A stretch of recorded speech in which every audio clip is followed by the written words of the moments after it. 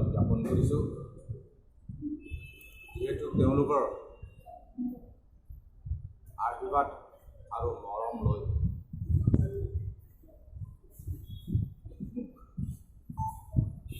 সাংসদৰূপে এই ৩ নং শিশু তথা অট'নমাছ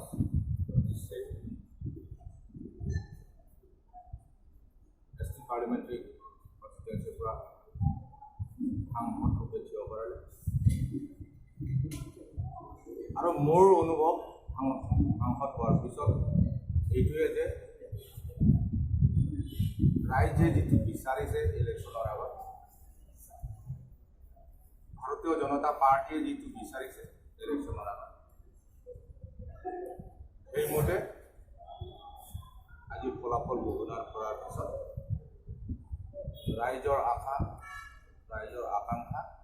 পূৰণ হ'ল যে নৰেন্দ্ৰ মোদীৰ নেতৃত্বত ভাৰতবৰ্ষ এখন সুৰক্ষিত ভাৰতবৰ্ষ গঢ়ি তুলিব পাৰিছে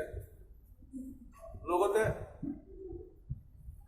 দৰিদ্ৰ শ্ৰেণীৰ পৰা আৰম্ভ কৰি সকলো ভাৰতীয় নাগৰিকক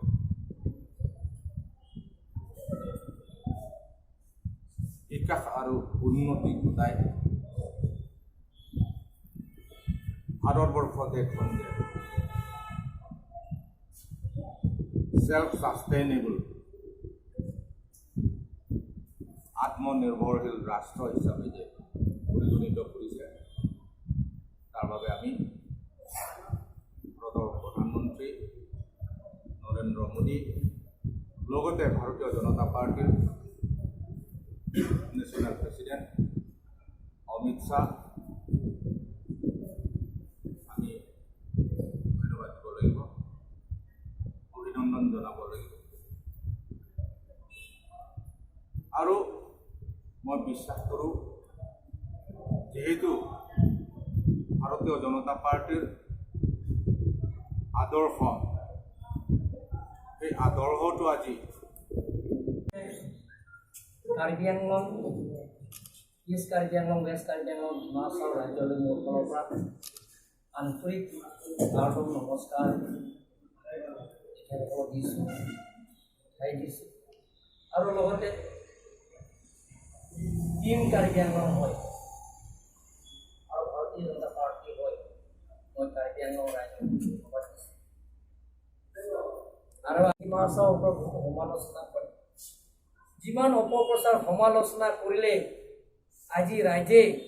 উত্তৰটো দিছে যে ৰাইজে নৰেন্দ্ৰ মোদী ডাঙৰীয়া অমিত শ্বাহ ভাৰতীয় জনতা পাৰ্টি সভাপতিৰ তেখেতসকলৰ বিশ্বাস থকাৰ কাৰণে আজি কাৰ্বি আংলং আৰু ডিমাচা ৰাইজে এটা হিষ্ট্ৰী ক্ৰিয়েট কৰিছে আমি টোটেল ভোট পাইছোঁ কাৰ্বি আংলং আৰু ডিমাচা 6,09,541 টোটেল ভোট হৈছে বিলিভ ভোট হৈছে তাৰ ভিতৰত কংগ্ৰেছে পাইছে 1,41,690 ভাৰতীয় জনতা পাৰ্টি হৰেণ সিং বে ডাঙৰীয়া পাইছে 3,81,316 আৰু ইণ্ডিপেণ্ডেণ্ট NPP পাইছে 10,037 আৰু ASC পাইছে 36,916 আৰু GI কাঠাৰে পাইছে 39,583 এই গোটেইখিনি 2014 যি অভিলেখ সৃষ্টি কৰিছে ঠিক তেনেকৈ দ্বিতীয়বাৰৰ কাৰণে অমিত শ্বাহ আৰু নৰেন্দ্ৰ মোদীয়ে এটা অভিলেখ সৃষ্টি